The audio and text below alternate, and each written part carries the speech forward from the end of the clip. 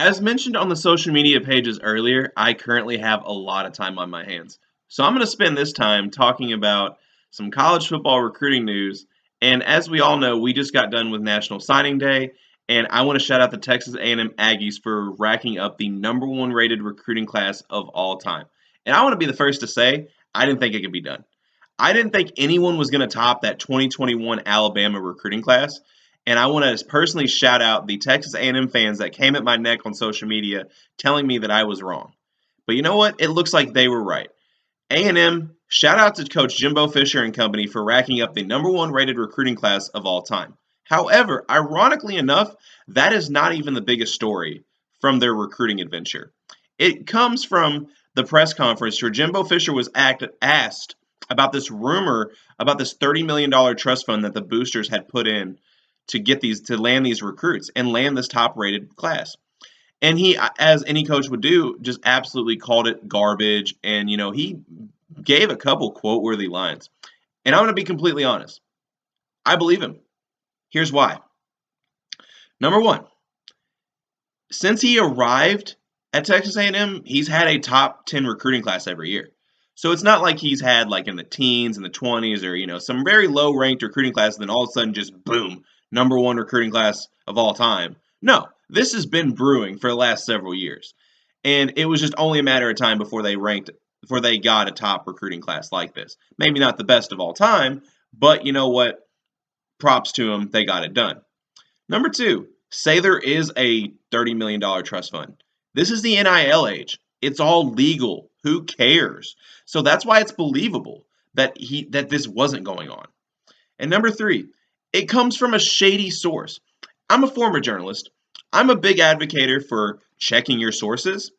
If a source goes by if the source and website is called Bro Bible and the author's name is Sliced Bread, it's probably not a credible source. And this reminds me, being a Duke fan, my Duke Blue Devils and my Texas Longhorns are the fanhoods that I claim. This reminds me of when Zion Williamson was playing for Duke.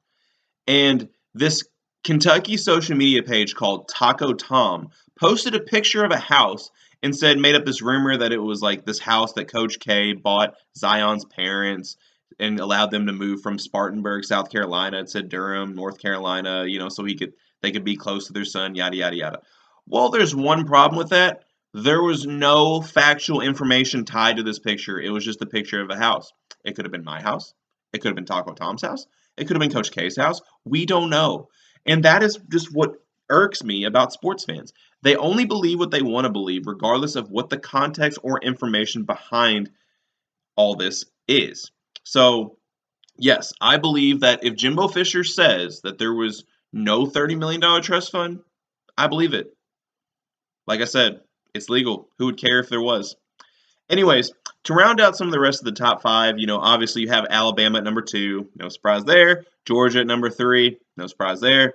Ohio State, number 4. No surprise there. No really surprise at number 5 either, but of course, it's Texas, so I'm going to talk about it. What is the biggest area that we needed to get in this recruiting class was obviously the offensive line. And we brought in the number 1 rated offensive line class in the country, capped off by 5-star Devon Campbell, who is an absolute monster. I've seen the tapes. He's the number 1 offensive line ranked recruit for a reason. And obviously, bringing in these offensive linemen is obviously nice. But what's even nicer is that Texas has one of the best developmental offensive line coaches in the country in Kyle Flood. So that's obviously going to be one key to obviously bringing success in the coming years, but also even bigger as we transition to the SEC. Because, coming off the injury last year for Bijan Robinson, it's going to help for him to have even bigger running lanes. And now, obviously, the big transfer news, we bring in, of course, wide receiver Isaiah Neyor from Wyoming. But the biggest one is obviously Quinn Ewers, one of the highest-ranked recruits in Texas history. Yes, you want to protect him. He can ball, regardless of if he's a flop or not, you at least want to give him the chance to succeed. And you're not going to do that if you don't have an offensive line. So I also don't want to, disrespect any of the other 2 transfers because they absolutely can play too, and they're going to be great additions. But obviously, the Ewers one is the one everyone is talking about. To round out the rest of the top 10, of course, we have Penn State, Notre Dame, Oklahoma, Michigan, and North Carolina, which obviously North Carolina is no surprise either because Mack Brown is known for being a very good recruiter. With his days at Texas, he was also known as Mr. February because the rumor was he couldn't get it done in January. But obviously, we showed them in 2005 with the Vince Young team, so jokes on them. But anyways, I can't finish this recruiting video without talking about at least one winner and one loser. So my one winner I'm going to have is Oregon. And the reason I have them as a winner is because, as we all know, former Georgia defensive coordinator Dan Lanning was not hired that long ago. But yet he's already wrapped up some of the top 3 players in the state of Oregon to commit to the Ducks. And also the big one is that he got 4-star running back Jordan James to flip from Georgia, where he used to work, to Oregon. So if he's having this much success early on, I can't wait to see what he does with a full year in a recruiting cycle. And of course, I can't talk about the losers without mentioning that absolute cringeworthy video of Brian Kelly, head coach of LSU, dancing with a recruit. Not only was his dance moves just absolutely terrible and the video just being cringeworthy as hell, but the fact that the recruit didn't even commit to LSU is the absolute best part for me. Just chalk this L up, bro, and hold it. But that's all the time I got. So tell me any recruiting news that I missed or that you want me to talk about. Because you know what? I got all the time in the world. So